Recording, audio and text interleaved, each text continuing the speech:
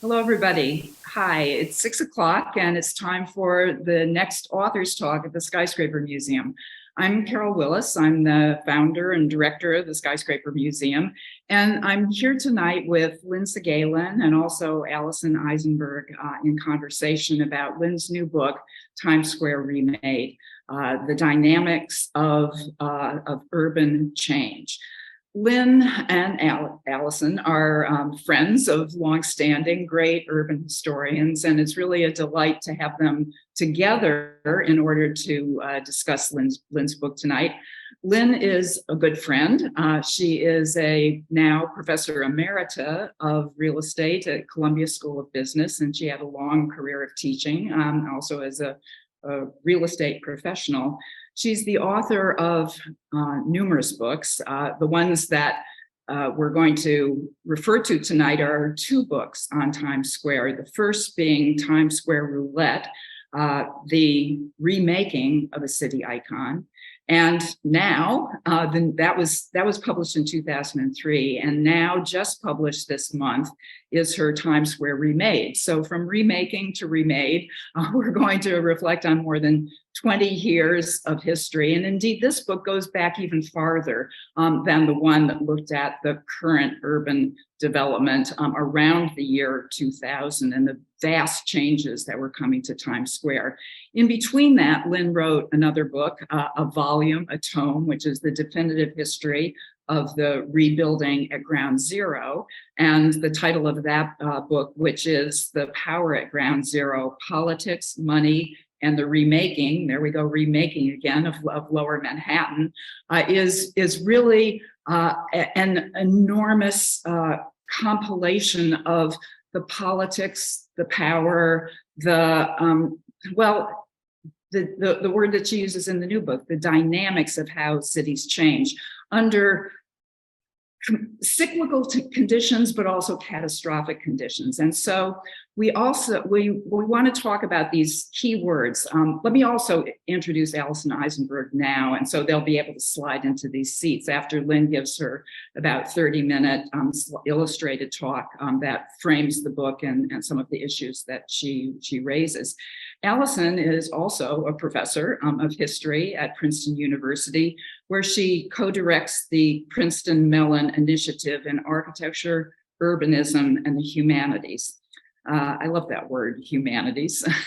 She's the author of the 2017 book, which she spoke about here at the Skyscraper Museum, and you can see on video on our website, which is called Designing San Francisco, Art, Land, and Urban Renewal in the City by the Bay. So we have a perfect person to discuss with Lynne the way cities change in the modern era, but also in historical perspective.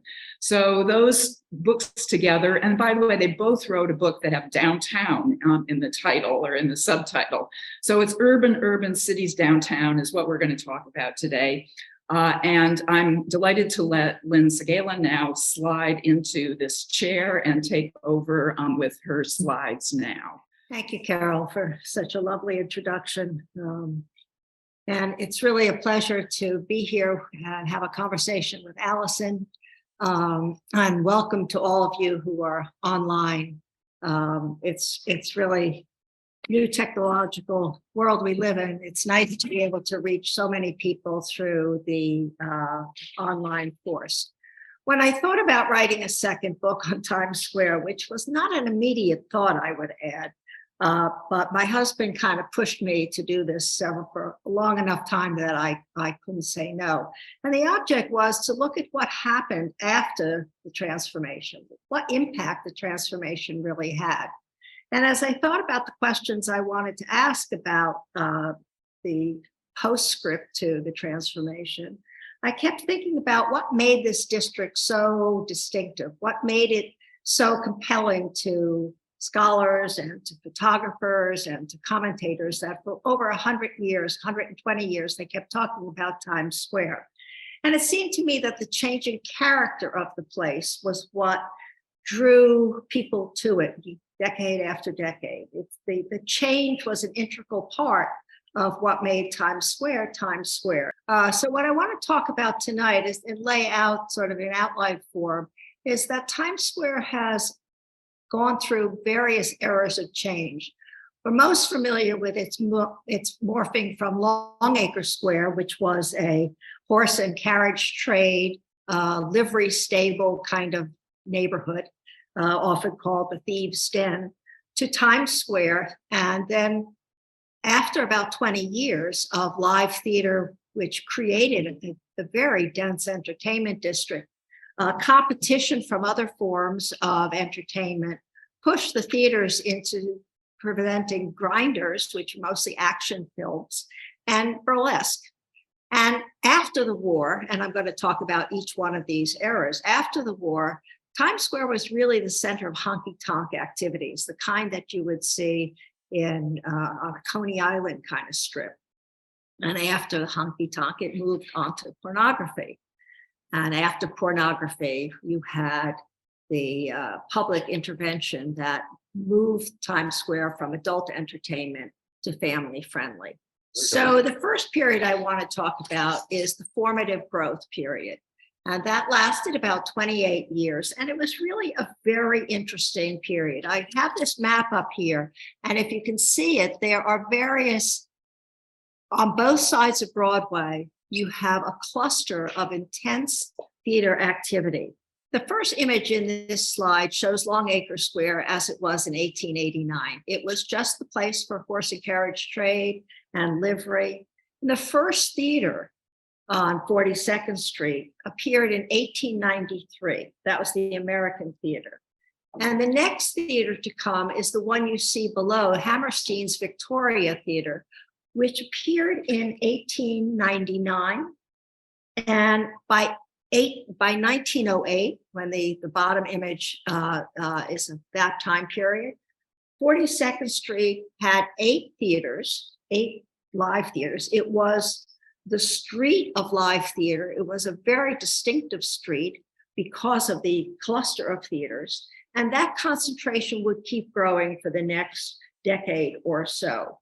And when land on 42nd Street and on Broadway became too expensive, the theaters moved onto the side streets off of Broadway. The story of Times Square in these first 2 decades of the 20th century is really a story of speculation. And that story starts with the biggest figure of all, Oscar Hammerstein I, who built this Olympia Theater quite a distance from what was then considered the reputable theater district. Hammerstein opened the Olympia in 1895 on 44th Street and Broadway, what was considered by real estate interests beyond the deadline. The deadline was the area above 39th Street and Broadway, because the traditional Rialto, which is what the theater district was called, was centered, had moved up to the Herald Square area between 37th and 39th Street. So opening this enormous theater into an area that had just received electric lights was very risky. And Hammerstein paid the price for that risk. The theater, the Olympia, lasted only 3 years for various reasons, whether it was programming or mismanagement. He lost the theater in bankruptcy. But 4 years later, he'd opened the Victoria, what you saw in the previous slide. The second big factor of speculation and that formed Times Square's character were the Astors. Senior Astor, the patriarch of the family, had purchased the Eden Farm in 1803. And the Astors basically were not builders until these two came into the picture, the third generation. And they owned a good hunk of Times Square. And these cousins, William on the left, as you see, and Jack on the right, did not like each other at all. They were competitors. And they both decided to build hotels in Times Square at about the same time. Williams opened first the Hotel Astor, and Jack's Hotel Knickerbocker, which still remains existing today, still standing today, opened 2 years later. But it's an interesting story Each of these hotels had a different character. The Hotel Astor was the big business hotel, the place for business meetings, conventions, and all sorts of social events. Whereas the Knickerbocker was the hotel for celebrities, where celebrities lived, where they wanted to be seen. It was, both of these hotels were Gilded Age hotels of opulence and great beauty of the time. But these two hotels were more than that. As the first hotels of significance, any hotels in Times Square, they set the pace for what Times Square would be in terms of that era.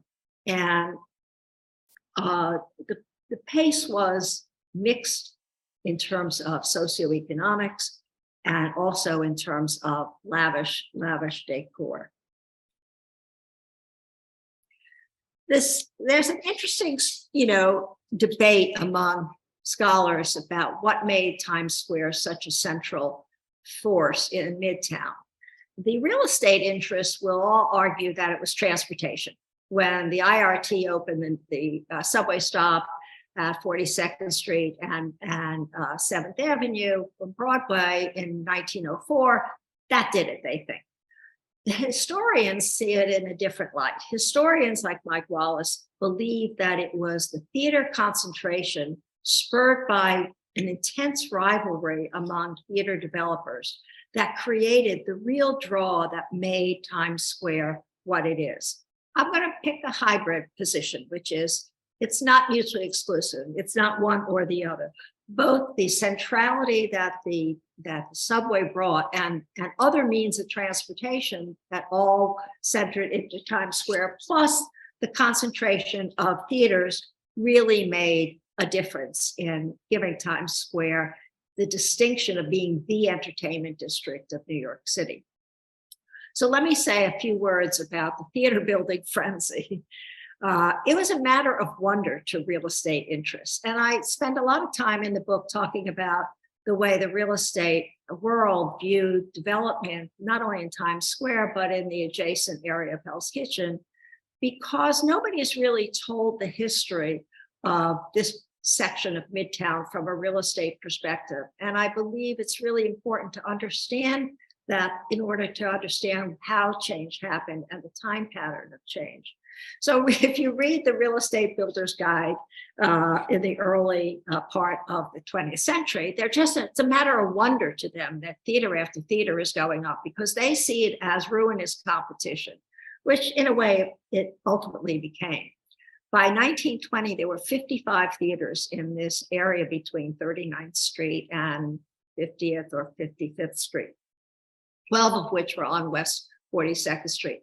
And yet 22 more were built in the next 8 years. So you had basically by 1928, about 77 theaters in this rather small district, which was an amazing kind of concentration. As much as London has its theater center and other cities have theater centers, nobody has a concentration of this magnitude as New York had by 1928. And it wasn't just live theater. There was vaudeville, there were music reviews, there were first run theaters. It was sort of everything. And you'll notice on the bottom here that this map is from 1938. You might not be able to see it, so I'm telling you that the date of this map, which shows the concentration of theaters, is from 1938. I'm talking about 77 theaters by 1928. That's okay, because no theaters were built in Times Square for the next 45 years until 1973, when Sam Minskoff demolished the Astor Hotel and built an office building that had 2 theaters. What did this all add up to? The first 2-3 decades of the 20th century added up to wild land speculation in Times Square. And this map is showing you increases in assessed valuation of blocks adjacent to the Times Square bow tie, that inverted area, the area of inverted triangles. And what you see, if you look to the left at the block between 43rd and 44th Street, shows a 720% increase in land value between 1905 and 1930. That is the block where today stands the Paramount Building. And just north of that, on the next block, where there was only a 306% increase, is where the Hotel Astor stands. So this was, you read the real estate rags about this period, and they're just salivating at the growth in property values. And so is the city, because this represents property value assessments of increasing magnitude for the city and its take on property taxes. So this was the first era. It was an era of wild speculation, intense theater building, and new transportation that brought centrality to the district. This is the second era, and this is an era, what I call the long slide. It too lasts, interestingly enough, about 28 years. And I can say it's a long slide because there were several turning points in this era that lead to the changes that we witnessed, most of us in our lifetime, in Times Square on 42nd Street. This is the first turning point, the change in the entertainment competition. In the teens, about 1914 to 1927, that whole era, we had one magnificent movie palace opening after another. And these movie palaces were not small. The first one, the Strand, opened in 1914 with 3,000 seats. The last one, which really opened, which was the famed Roxy, opened in 1927, had 6,200 seats. This changed the character and increased the number of people coming into Times Square. And of course, they had the subway and the L's in order to bring them there. But you had mass entertainment venues that together, there's one estimate that when all these theaters, live theater and movies let out, you had something like 60,000 people descending on the streets to find their way home. But then Prohibition hit in 1919, and that lasted till 1933. And in the end of the 20s, you had the Depression. Both events caused a complete collapse of the kind of gay, jolly, in the terms of gay, nightlife in Times Square, because you can no longer serve liquor. In New York, Prohibition was something kind of to laugh at. I mean, it did not inhibit people from drinking. They just drank in different places, and they didn't buy it at a bar. So what happened to the theaters was burlesque became the live stage shows, and then you had the grinders, that's the middle image, and finally you had movies of melodrama and mystery. This was a period that lasted quite a while in Times Square.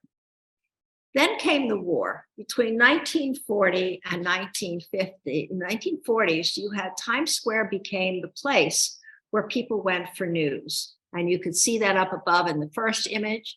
The second image is an image people rarely see. It's a blackout. During the war, there were so many lights in Times Square. It was one of the drawing attractions for people to come to the square, that governments were a little concerned, local and federal, about the amount of lights and that might attract planes. So there were blackouts in Times Square. And so can't even see the signs. And the image to the right is the classic image of people gathering in Times Square on August 14th, 1945, to celebrate the end of the Japanese surrender and the end of the war. In the 1950s, right after the end of the 40s and 1950s, you get the movement of honky-tonk into Times Square. And business interests complained about this vociferously. They were afraid it was cheapening Times Square, and Times Square was changing. It was no longer the elite place it was in the early 20s, in the teens and the early 20s. So they pressured local government to enact laws to basically eliminate what they considered nuisances. And the nuisances were the freak shows and the wax museums, the shooting galleries, and all of that. And they succeeded in outlawing them, but they allowed the existing ones to remain. So in effect, I'm not sure the regulation had much effect, but it certainly brought a different character to the street, and it made it in its own way, much more lively. Following the 50s, you enter into a new era of speculation. And this image is of the Hotel Astor being demolished, which was quite a task because the walls were incredibly thick and the steel beams supporting the floors were incredibly high gauge. Astor Hotel was demolished by Sam Minskoff and Sons in order to erect a 54-story office tower that would have 2 theaters below. The theaters were little to admire. But what was significant of this from a real estate transition perspective was that it signaled what real estate interests had been hoping for decades, which is the emergence of office buildings on Broadway. But they would be disappointed. Minskoff his one Astor place stood alone for quite a while. And this was a repetition. Earlier, when the Times Tower was bought by Allied Chemical and reclad in 1963, real estate interests then thought this was going to be the harbinger of office building in Times Square. And the reason they kept wanting this is because many of speculators had bought land and were holding it in less productive interests in hopes that they could build high-density office buildings. But Broadway was not a business district. Real estate interests and office tenants did not believe that entertainment would be a good mix for entertainment and vice, which always accompanies entertainment, would not really mix with corporate office buildings. The next era is one many of us lived through one way or another, which was the Vice Central and the emergence of deep porn, peep shows, live sex, and every kind of sexual trade that you could imagine proliferated on 42nd Street, on 8th Avenue, and in the areas surrounding. And I could have found many different images for this period of time. There seemed to be no end of enticing images to present, but these sort of tell the story in a concise way.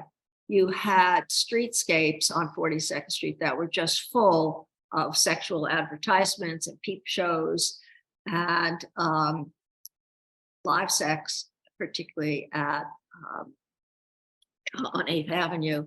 And then on the bottom left is one of my favorite slides. This is on the corner of 8th Avenue and 42nd Street, just across from the Port Authority bus terminal, which is where a lot of runaways emerged and ended up on the street.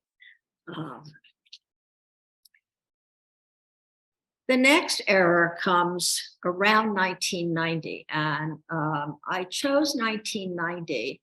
This is the era of public renewal because 1990 is when the city and state, New York City and New York State, which were the joint partners in cleaning up 42nd Street, acquired the legal rights to take title to 2/3 of 42nd Street project area. They had been working at this since 1981, and it took 10 years until we went through an enormous amount of litigation, setbacks, and in 1990, the real estate market had actually collapsed. So they owned title to the property, but they couldn't do much with it because the development scheme fell apart. And then the public officials in charge of the project had to start with a new plan. I want to just say a few words about the transformation. On the left, you see a map of the project area, which encompasses 42nd Street from Broadway and 7th Avenue over to 8th, and there's a little jog down to 41st Street and 40th, where the New York Times building sits today, the New York Times new headquarters. The dark areas that are shaded here are the office sites. The 4 at the corners are what really created the economic engine for this project and changing the street from what was termed bad uses, porn and its associated crimes, to good uses. Good uses meaning office buildings, theater, the requirements for renovating 42nd Street included theater uses and then entertainment throughout all along the street. But the office towers were really significant because of the way the city had to figure out how to pay for the condemnation of this redevelopment project. In 1980-81, when the city and state started to plan the transformation of 42nd Street, the city was broke. The city could not access the long-term debt market. It had barely gotten access to the short-term debt market as a result of its near bankruptcy in the mid-70s. So in order to finance the transformation of 42nd Street, the city and state created a rather clever scheme to have developers pay for the condemnation, the cost of condemnation, something the public sector always paid for in any kind of urban redevelopment scheme. And then to have the city pay back this loan from the private developers through a series of rent credits for land that they would be leasing to build the towers. It was a fairly ingenious arrangement, pretty controversial, spawned a number of lawsuits. There were 51 lawsuits, by the way, to complete the 42nd Street redevelopment project.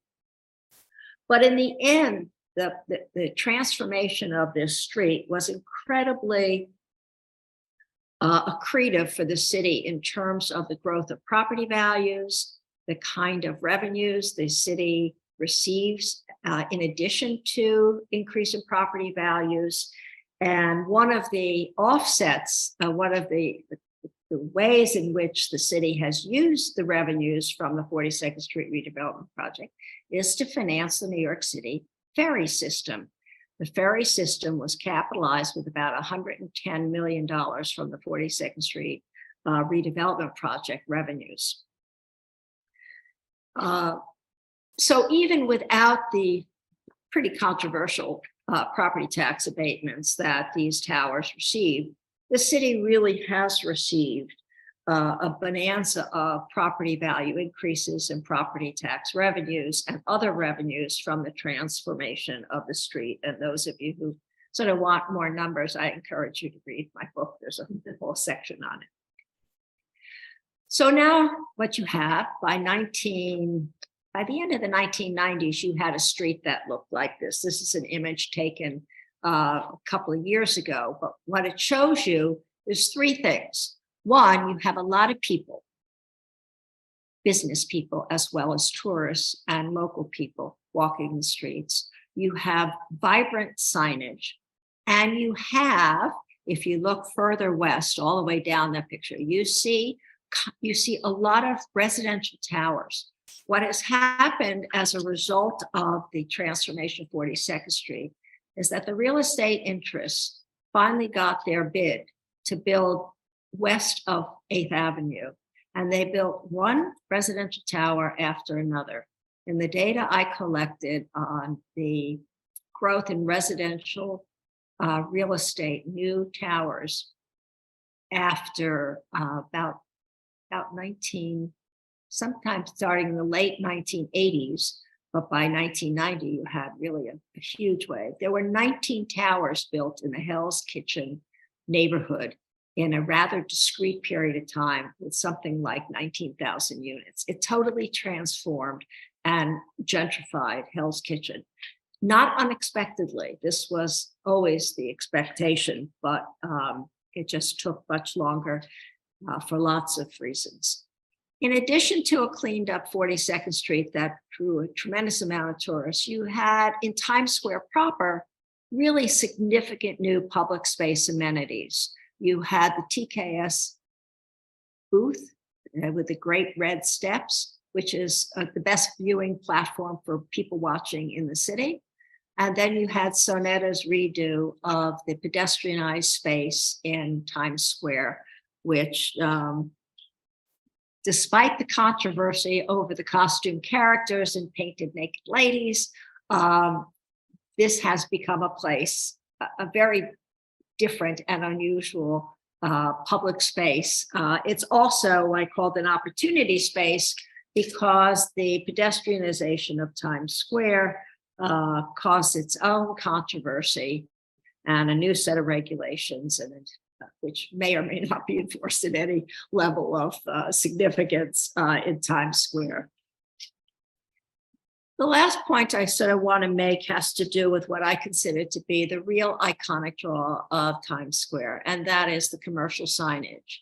And if you think about signage, every single era, starting on the top left in 1990, the first electric lights in Times Square for that first couple of decades, to the sign below, the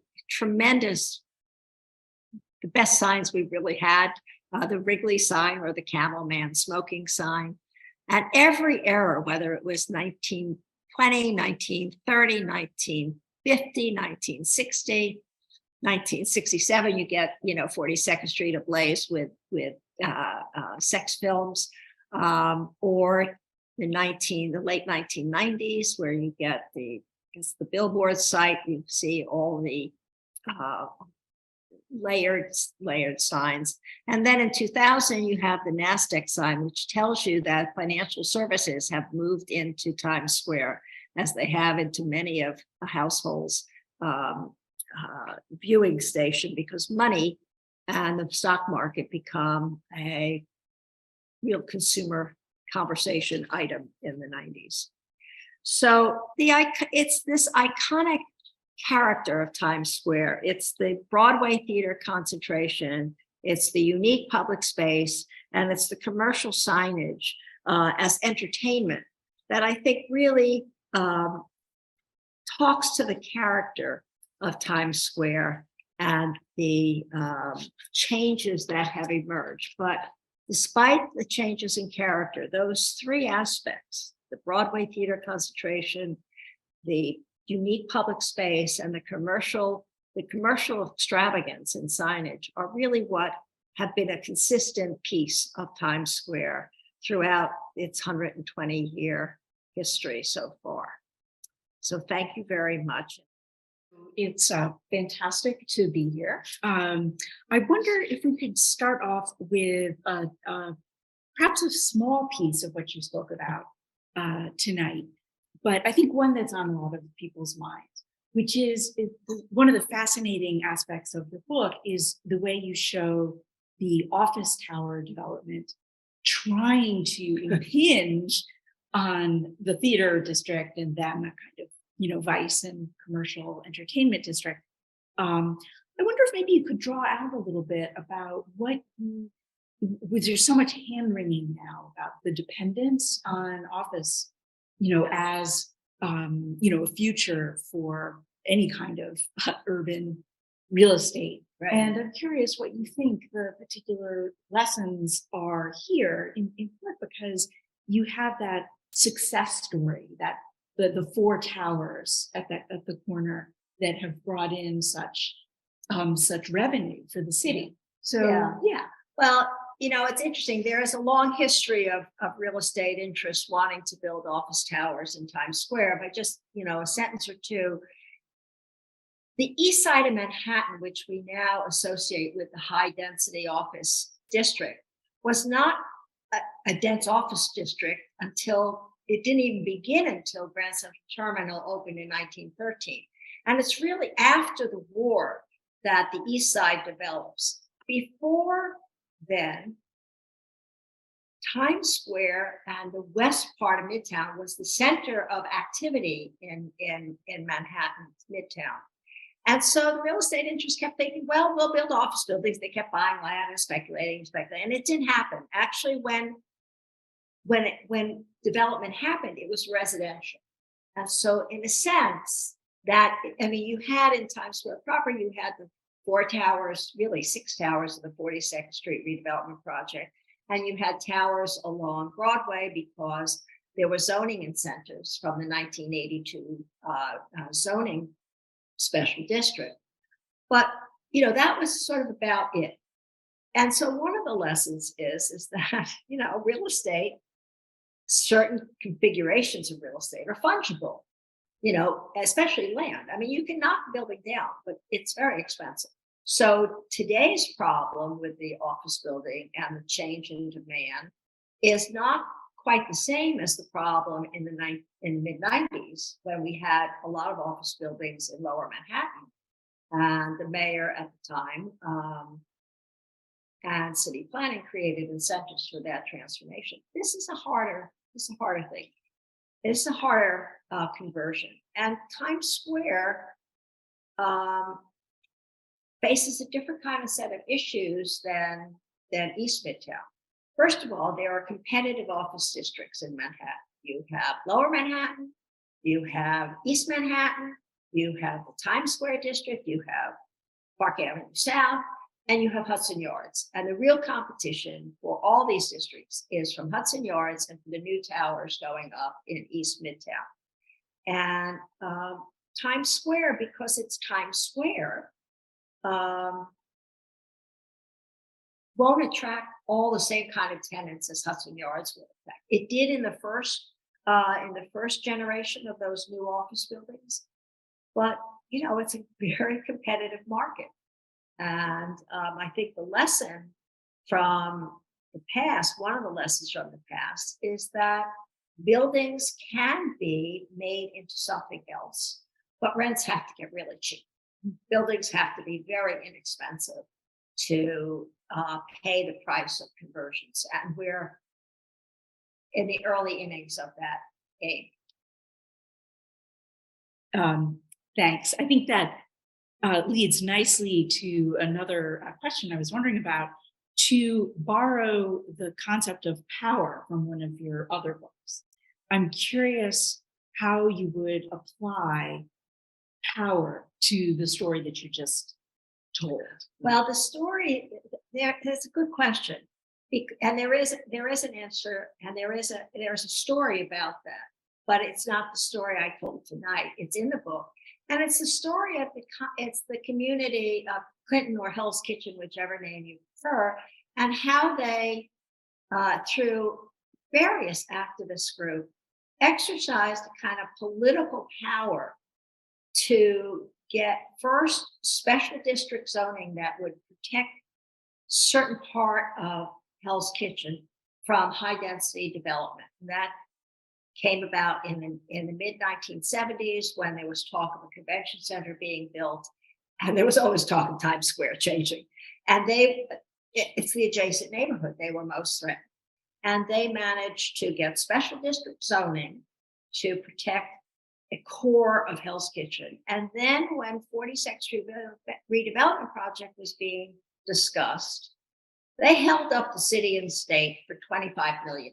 As Scott said to me, we promised them 15, but then they extracted another 10, and I had to pay them twice. And they used that money. This is one of the hidden stories. They used the power of opposition. Very effective because of their organization in that community, to extract what I call quid pro quo monies from the city and the state. And those quid pro quo monies were used for legal services to protect against harassment and displacement. They were used to buy buildings converted to co-op tenantry for low-income tenants. And they were used to provide, in one of my favorite stories, bathrooms, 3-piece bathrooms in tenements that had been shared, that had been single-room occupancy units where the bathroom or the kitchen, mostly the bathroom, was in the hallway. And those bathrooms were critical because low-income tenants could not get rent subsidies if they didn't have a bathroom with a door that had 3 pieces, a sink, a toilet, and a tub. And so those quid pro quo monies, among other things, provided bathrooms for at least 340 units. It's probably closer to 400 or 450. And so, opposition is a power in New York City development politics if it's used in a really concerted, productive way. And I think the story in Hell's Kitchen and the activist groups there, provide a very good case study of that. Did you see any evidence of what you call activist groups in the earlier periods? Well, earlier, yes, in the 70s. But not what, not before then. What you saw going on west of 42nd Street, all the way to the river, from 8th Avenue to the river, and north from 41st Street up, was an enormous amount of land speculation. And there's a favorite map, which I couldn't put here in this because it's New York Times and I don't have permission to print it. But you just see all of Hell's Kitchen dotted with black dots. And these are all the assemblages that developers have acquired. They would buy 1 lot, 2 lots, 3 lots, and create an assemblage waiting to build, well, turned out to be residential, but they believed it was office buildings in the 1980s. In the 1920s, there were proposals for office buildings on 42nd Street. It's, you know, you got a hotel, you got the Dixie Hotel instead of, which is now the Carter Hotel, instead of an office building. But, you know, in a sense, these stories are stories about changes that take decades to happen. And then when they happen, they seem like they happen right away, you know, like, oh, it just happened overnight. But it never does happen overnight. It just takes, you know, a whole lot more time. So let's talk about vice and pornography for a moment. Everybody's you knew thinking this was something, right? coming. Exactly. So I have 2 related questions. One is a kind of purely historical one, which is the long decline that you described, the long slope. What caused it? Like, can you actually say, besides describing it, what caused it? Like, why did it move into honky tonk, into more like live sex? Well, you know, there are probably several plausible explanations. One, you know, in the 50s, people start moving to the suburbs. And in the 60s, you have all kinds of strife, and you have the emergence of the drug culture that becomes a big fact. Then also in 1966, and so as 42nd Street, for example, which is the real center of pornography and sex trade and along with crime, what happens is that you no longer have people coming for honky tonk. You no longer have people coming, even the kids were still coming from the boroughs for the first run action films. But you have a whole change in the kinds of entertainment can be supported when in that period of time. And then in 1966, Marty Hodis introduces the Peeps. Okay, the peep shows. For 25 cents, you can peep a lot and peep for a period of time. And it saturates the street. And the other thing that's really interesting about real estate on 42nd Street during the porn era is that there are reputable people who own these properties, but they are separated by many layers of leases and subleases and more subleases by the people who are actually operating the live sex shows or the porn shops or the peep shows, which are renting the spaces. And it becomes sort of a self-fulfilling prophecy because selling pornography is really a big money maker on the street.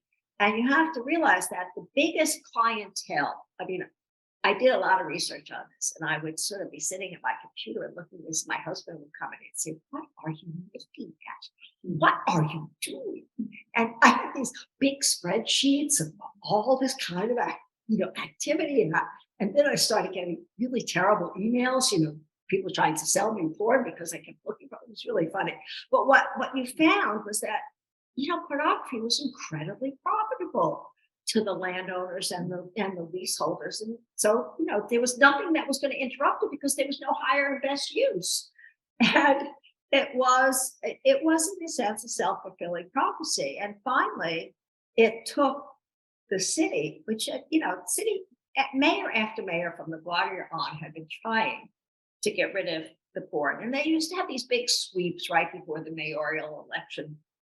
And, after the mayoral election, they stopped sweeping, the pimps and the prostitutes. But finally, the city tried everything, various forms of law enforcement, nothing really worked, although it did work to get rid of the massage parlors. And then they finally felt that the only way you would get rid of the porn and the crime, and the crime was more significant a factor than the porn, really. The only way you would get rid of it was change the character of the street. And it was a real estate strategy. You would get rid of what they called bad uses and put in place good uses. And that's what ultimately changed it, because through condemnation, they would buy up property. And it was controversial, not just because it was eminent domain taking, but because New York City had never used eminent domain powers for a commercial private project. And they used eminent domain for residential projects during urban renewal. They had used it for Lincoln Center for a cultural, concentration center, but they'd never used it for commercial development. And so that's why there were, among other things, 51 lawsuits before they really took title to all the properties. So one of the amazing aspects of the book is going back into the 19th century, the work that you did in tracing the patterns of land ownership. And it's completely engrossing. The maps, the stories, that auction in 1920 of the Astro properties. It's also a little bit dizzying. Like when you're in each time period and each chapter, it's an incredible story, but it's a little hard to see how the patterns shift over time. And so I wonder if maybe you could just say a little bit about whether, because there's the bringing together the small parcels, there's the, different kinds of investors, there's the city coming in with eminent domain. Is there some kind of pattern over time that you could pull through? Well, I think the pattern over time is one of speculation, which, as Carol and I have talked about many times, this is how New York City has been built by a process of speculation. But you're right; it can be confusing. It was even confusing to me, despite my years of studying and teaching real estate, because you've got first this attempt at assembling parcels. In other words, when you expect change in an area, and New York City, Manhattan is a grid. So you have blocks of 25 by 100 sites, and you can't build anything significant other than a townhouse or a 2 or 5 story building on these 25 by 100 lots. So the process of change in places where you expect higher and best use, meaning higher density often, is to buy lots of these parcels and put them together in a building site. But and there are specialists who do that. There are just specialists who do that. And they may do that 5, 10, 20 years ahead of time when they expect to develop that assemblage. And that's what happened in Hell's Kitchen. Whenever you see a neighborhood that seems to have a disproportionate amount of parking lots and vacant parcels, you can, if you're a real estate person, you can kind of say, well, something is likely to happen here in some period of time. Because what's happening when land is changing uses, you first get the assemblage, and then sometimes they will demolish the building and make a parking lot. Sometimes they'll build what's called a taxpayer. It's a 1 or 2 story building that will pay the property taxes while they wait out changes in the market. And eventually, if they're fortunate, they will be able to build. But in the meantime, you get other things happening in those taxpayers, or 42nd Street, you got porn. And it's very slow. And so it doesn't look like anything is happening for a period of time.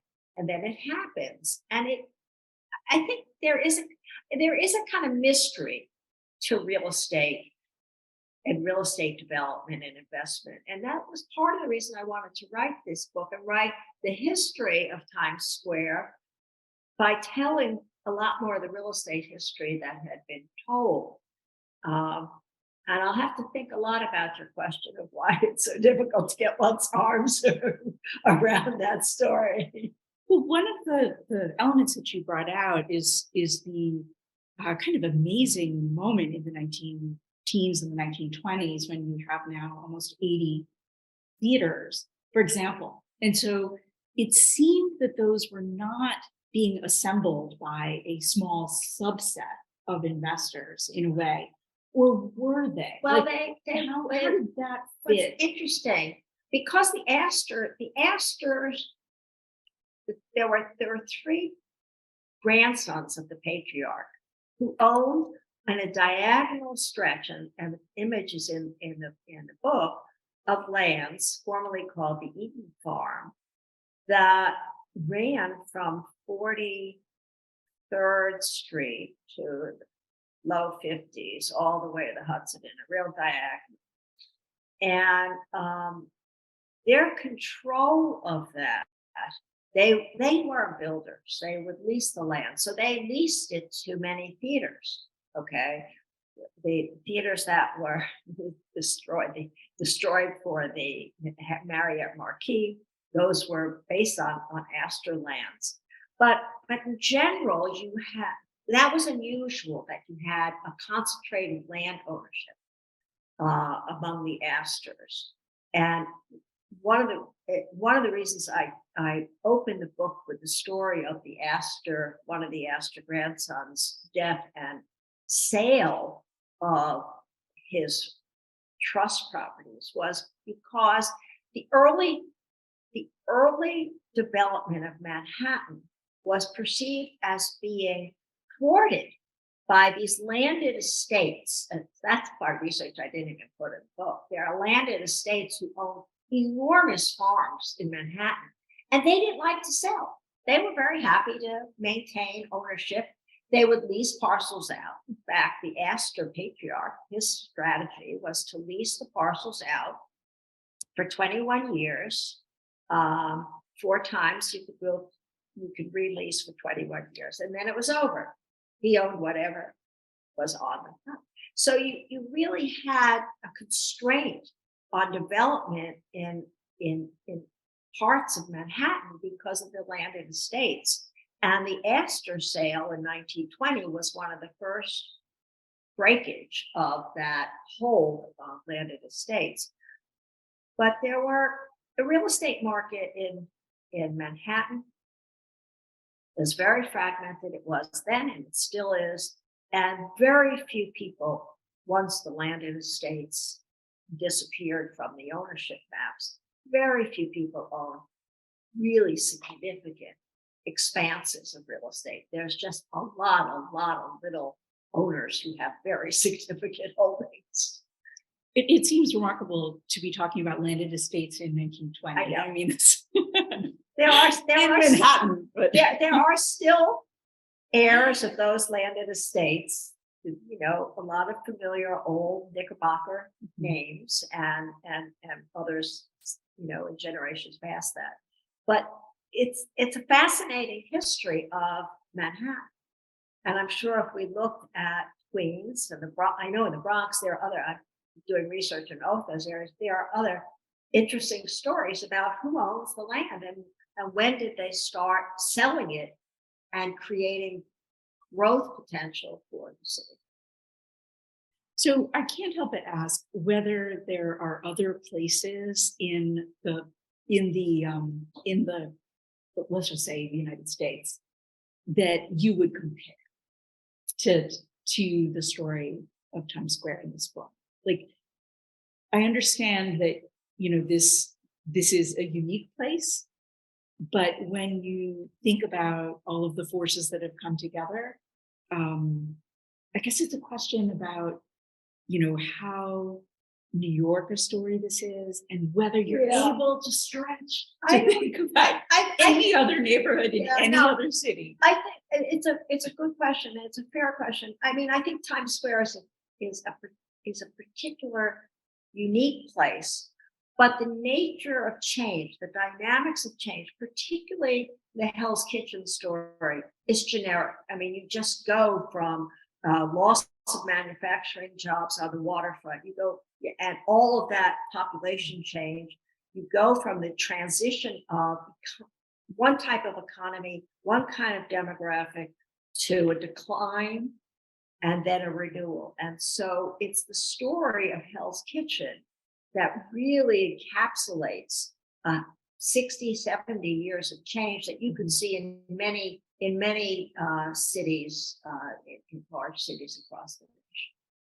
So in some ways, it's the theater story that is This is that you're just not, there's no other place that has there. I don't think there is another that place. kind of crazy domination. Yeah, even London, which has a vibrant and wonderful theater district, and so does Dublin, but none of this concentration. And this was, if you read the history, built on the basis of competition between what was called the theater syndicate and a bunch of independent theater producers. And New York was the place where you tried out theater that would go beyond the city. And so it was, everybody wanted a perch in Broadway.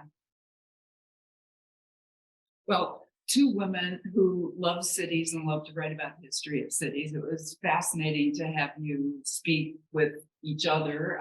But Lynne, thank you so much for a really Alison, wonderful thank you. presentation. I couldn't have chosen. I did choose you, but there was nobody else I wanted to do this with. Well, she was the perfect person to prompt you on every other issue that you might have only glanced over. But I think we really got deep into the history, but not deep enough because there's a lot of book there for people to examine. So I hope everybody is able to get a copy. You can certainly get one here at the Skyscraper Museum. And I invite you to watch this performance again when it'll be on our website very soon. And anyone who's on YouTube right now, you'll be able to also see that in a past live screen on our YouTube channel. So thank you both for joining us tonight, and thanks everybody, and we'll see you next time. Bye-bye. Bye.